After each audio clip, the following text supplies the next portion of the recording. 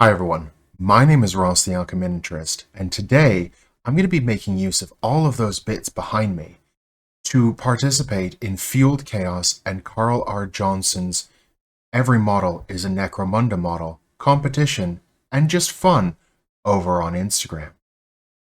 They've put together a series of tables where you roll either a d6 or d8 to decide what model you're going to be kit bashing for this competition.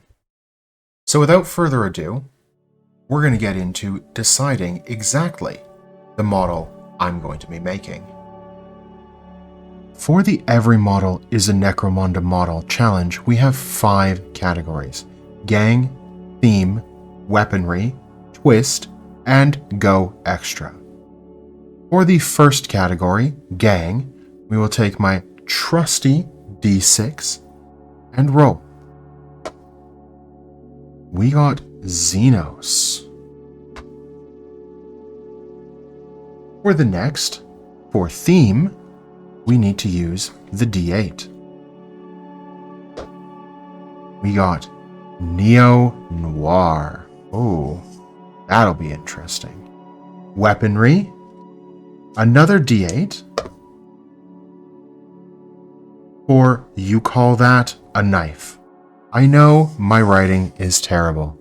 I have been struggling with it my entire life, and I've kind of just come to accept that this is what it's going to be. Our twist, one final D8, is over or under stimulated. Now, I'm supposed to flip a coin, but I don't have a coin, so I am going to use my D8, and anything that is odd will be considered heads, and anything that is even will be considered tails. Over will be considered heads, and under will be considered tails. It is odd, so it is tails. It is understimulated. Or, sorry, undersized. And the last is go extra, which we need the D6. We must chaosify a Xenos. Wow, this is going to be interesting, and my mind is already racing. So, let's get into the brainstorming, shall we? Well, I always say that the best brainstorming is to just do it. Since this model needs to be oversized, I decided to use one of the Ogre Glutton's bodies that I had in my bits box.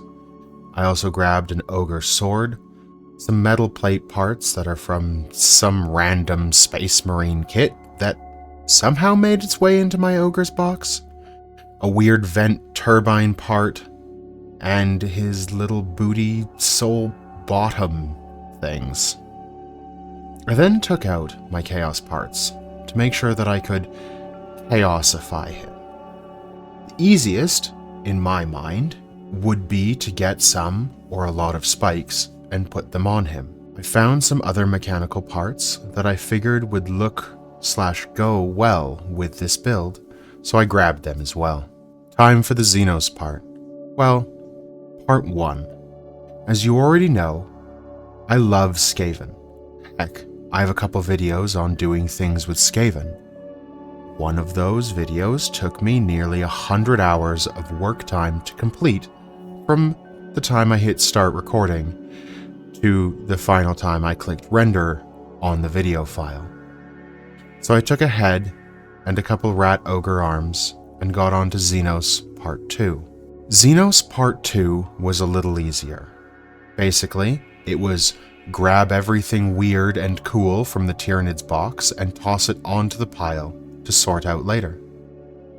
I'd come back later after remembering I actually have 2 Tyranid bits boxes and forgot to look and loot through the second one.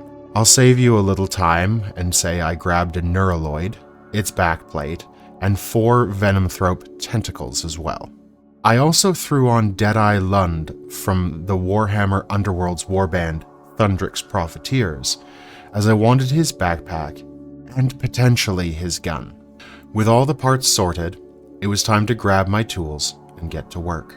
By work, I mean I'm going to talk about the thoughts and lore behind why I did this model this way. While I'm not familiar too well with Necromunda, I do know that Necromunda, the game system, was started in 1997 as kind of an offshoot of Warhammer 40,000.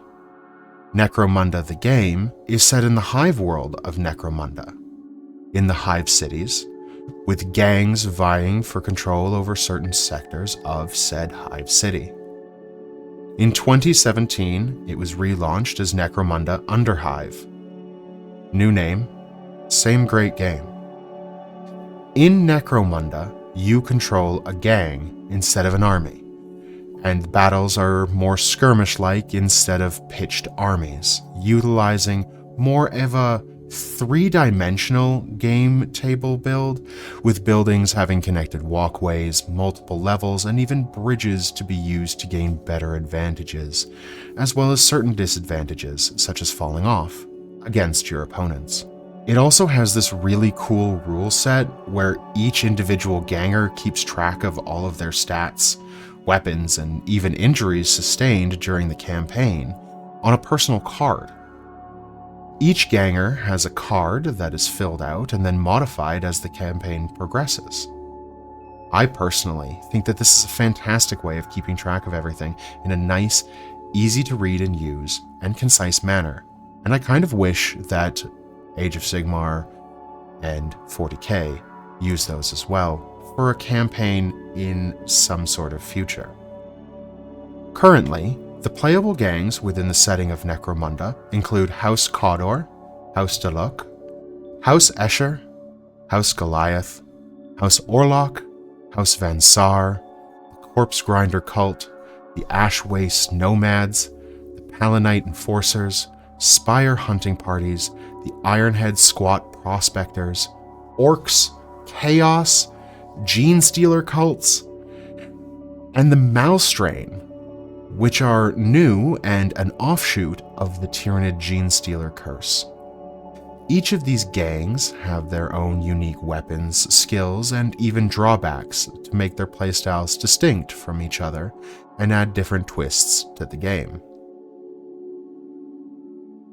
The only gang that really took my interest was the Malstrain gang, an offshoot of Tyrannids that are so mutated due to Necromunda's heavy radiation and generations upon generations of inbreeding that the Tyrannid hive mind that normally would be communicating with its gene stealer cults within hive cities all over the Imperium of Man absolutely and flatly refuse to answer any of the calls that the Malstrain Tyrannids send out to it. Due to the inbreeding and radiation, these Tyrannids sport a more jagged, asymmetrical appearance with jutting spines, sloughed skin, and exposed organs. They definitely give me a much more primal feeling to the already alien Tyrannids. Now, I'm a huge fan of the Alien series, as well as its offshoots, and even Alien vs. the Predator movies. Yeah, I know they're bad, but there's a certain sweetness just to how bad they actually are. With Alien Romulus still in theaters, I wanted to watch Prometheus and Covenant before going to see it, and I got inspired for this build by the end creature of Prometheus, the Trilobite. The Trilobite was a massive, octopus-like creature that was placed into Elizabeth Shaw as an embryo by her husband, Charlie Holloway. It functioned as basically an early form of the facehugger that we've all come to know and love within the Alien franchise. Spoiler alert, it infects the engineer at the end of Prometheus, and from its chest bursts a proto-xenomorph, the Deacon. Now, with all this in mind, and getting to work, I wanted to make sure that this challenge model that I'm making would actually make a good starting point for the Malstrain Gene Stealers that I'll eventually be getting as my gang for whenever I get around to playing Necromunda. started with the question of what would my spin on an infected host, or more specifically, what would a ganger look like if they were not infected with the gene stealer virus, but treated more like a host to a living tyrannid parasite? And how would I show that? The Contagi, or host victim, of the gene stealer curse usually do not show any signs of being infected. More so, they go back to society and look for a mate and try to start a family that they can then pass that virus along via genetic code. While the Contagi may look slightly different in appearance, usually having a slight blue or mauve skin tone, my Contagi would have the parasite on the outside, unable to go back to society as they would have a telltale sign of being infected. So this ganger needed to look big and bulky to show that he was at least strong enough of body to keep both himself and the parasite alive while they traveled the Hive city looking for more people both like itself as well as unsuspecting victims to infect with the virus that the parasite would be holding on to. Sort of like the worst form of Santa that you could think of, giving presents of virus to all of the boys and girls it could find in a desperate attempt to create more weird malstrain Contagi and further plunge the Hive cities into the chaos and unrest that already plagues them. So with the big and bulky ganger, I wanted to also have him be a little bit more augmented, like he had seen a hard life up until this point, and needed to have his leg modified due to some previous injury, thus giving him the bionic leg piece to offset the injury and keep him in top fighting form. As well, I took inspiration from the Goliaths from Borderlands, who have small, weird heads underneath a face mask, and so his head is a few sizes too small. It is still equipped with a respiratory device, as deeper in the lower levels of the Hive city, I imagine that the air quality would be, well, less than desirable for any person to stay for any period of time. I mean, a person would have to be absolutely crazy or desperate to venture into such places, but this one would. Even though the parasite would force him down there, I imagine that he has already spent a lot of his time in the lower levels, BP, before Parasite. Now, I can already hear you thinking, Ross, you said that this competition... Now, I can already hear you thinking to yourself, Ross, you said that this competition ended on the 15th of September. It's way past that now. And yes it is.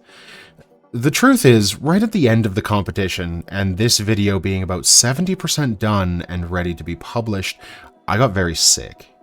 I got sick and I messed up the dates and thought that each day was the date before. So on what I thought was the 14th at about 7 p.m., I remembered that I needed to post my photos of this ganger onto Instagram. And so I logged on to Instagram and I was greeted by Fueled Chaos's post saying, "Thank you everybody for submitting. Submissions are closed and the competition has ended." And I panicked. How could this be? I thought it was only the 14th. So I looked at my phone's calendar app and it showed me the unfortunate truth. It was, in fact, 7 p.m. on the 15th, not the 14th, like I originally thought. Short story shorter, I didn't post my images in time and so I didn't get to enter. That doesn't make for a good story, does it? Oh well. I mean, better luck next time. And next time, I'll make darn sure that I put an alarm in my phone to go off on the actual day before the end date, and then I won't have this happen again. So, I guess let my mistake be a warning, but with that life lesson at the end, I think it is a good place to close this video off and say thank you. Thank you for being here with me through this and my couple of tangents. Thank you to Carl Johnson and Forged Chaos, links in the description, for putting on Every Model is a Necromunda Model challenge. And thank you. Goodbye, and I will see you next time.